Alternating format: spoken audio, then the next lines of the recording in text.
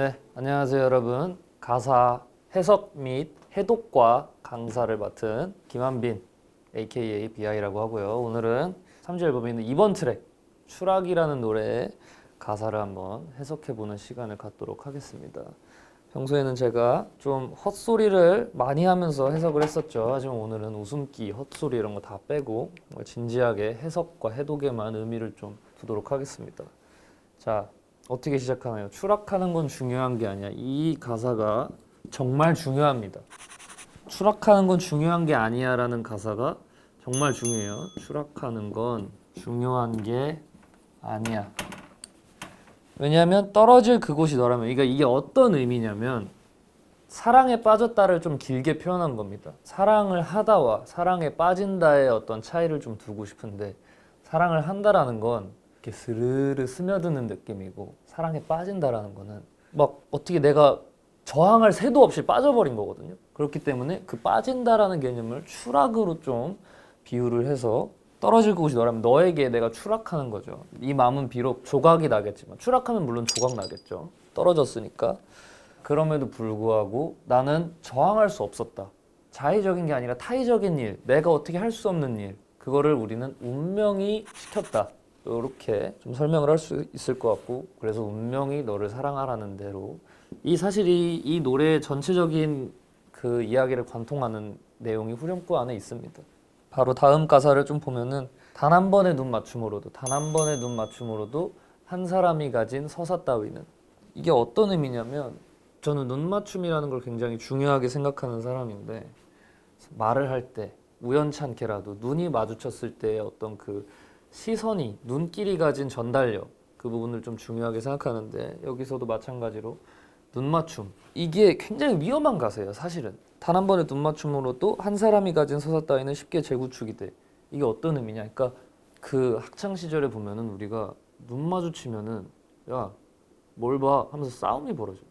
내가 평소에 잘 학창 시절을 보내고 있었는데 그 싸움을 통해서 그러면은 내 인생은 갑자기 다른 방향으로 흘러가게 된단 말이에요. 그러니까 사람을 쳐다볼 때는 3초 이상 쳐다보면 맞짱을 뜨게 될 수도 있다는 점 알고 계시면 좋을 것 같고, 그렇게 해서 너무 본인의 인생을 쉽게 재구축하려고 하지 마세요.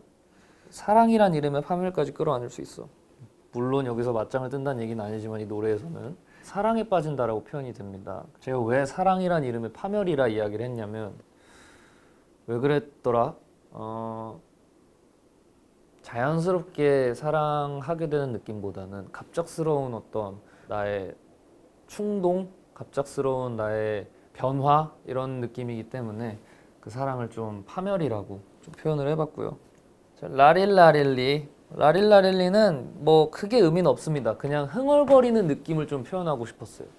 엄청난 가사가 있다기보다는 흥얼거리는 느낌을 그냥 말만 붙여서 표현하고 싶었고, 고운 그대 입꼬리를 올릴 수 있다면, 직관적인 가사입니다. 고운 그대 입꼬리를 올릴 수 있다면 난 노래를 부르겠다.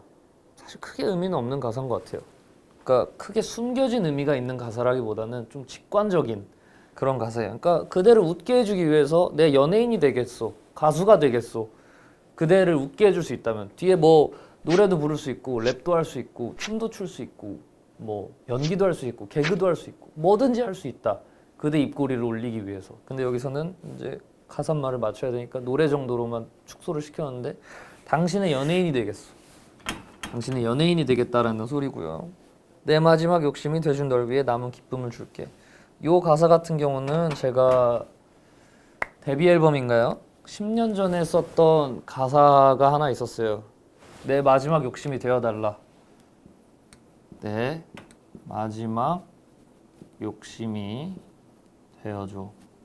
마지막 욕심이 되어줘라는 가사를 쓴 적이 있었는데, 그거를 이제 10년이 지난 지금 차용을 좀 해서, 그때 마지막 욕심이 되어달라고 했으니 10년쯤 지났으면 마지막 욕심이 되어줬겠죠. 그래서 마지막 욕심이 되어준 널 위해서 남은 기쁨을 주겠다. 남은 기쁨을 주겠다. 여기서 그냥 기쁨을 주겠다가 아니라 남은 기쁨을 주겠다의 이 남은이라는 표현이 굉장히 좀 중요합니다. 그렇게 중요한 건 아닌데 그나마 좀 중요해요. 기쁨을 주겠다고 하면 뭐 모든 기쁨, 아니면 뭐 나의 기쁨, 뭐 좀 더 과한 표현을 쓰게 되는데, 여기서는 좀 솔직하게 남아있는 기쁨, 그러니까 별로 안 남았다라는 거예요, 내 기쁨이.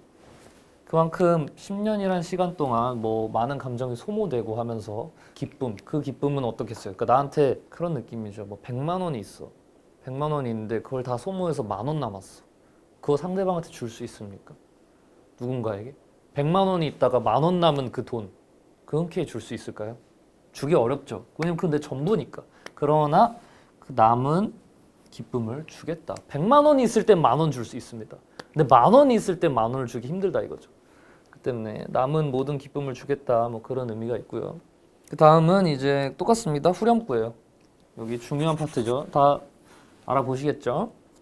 자, 다음 가사는 2절 가사인데 이번 앨범의 노래들이 대부분 가사가 좀 짧아요. 가사가 짧아서 크게 해석하고 막 뭐 해독할 만한 그런 가사는 없고 좀 직관적이기도 합니다. 그래서 2절 가사를 좀 진행해 보면 수많은 비밀을 공유하던 보름달과의 몇 번의 공론. 어떤 의미냐면은 우리가 새벽에 좀 센치해집니다.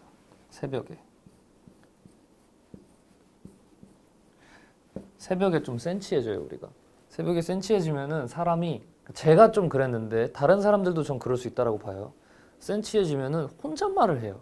혼잣말을 하면서 막 뭐 맞다 아니다 그렇다 어쩌다 뭐 그랬을까 왜 그랬을까 이런 혼잣말을 합니다. 이제 내가 혼잣말했다라고 말하기에는 사회적으로 좀 창피할 수 있으니 보름달, 그러니까 달. 근데 여기에 좀 더 느낌을 주기 위해서 보름달, 대화 상대가 보름달이었다. 굉장히 어떤 감성적인 이야기죠. 어제 대화했어. 누구랑? 보름달과 대화했어. 여러분들도 혼잣말하고 부끄러울 때 보름달과 대화했다라고 말하면 사람이 좀 문학적으로 보일 수 있죠. 아무튼 보름달과의 몇 번의 공로는 그러니까 계속 혼자서 내적 갈등을 했다라는 소리예요. 내적 갈등을 했다. 고민을 많이 하고 갈등을 했다. 혼자서.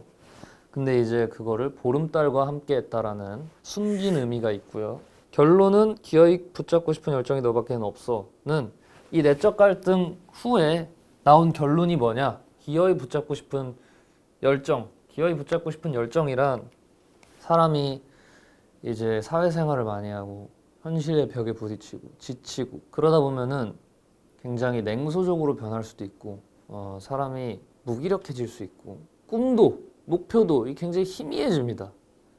모두가 그렇다는 건 아니지만 그런 것 같아요. 제가 생각했을 땐.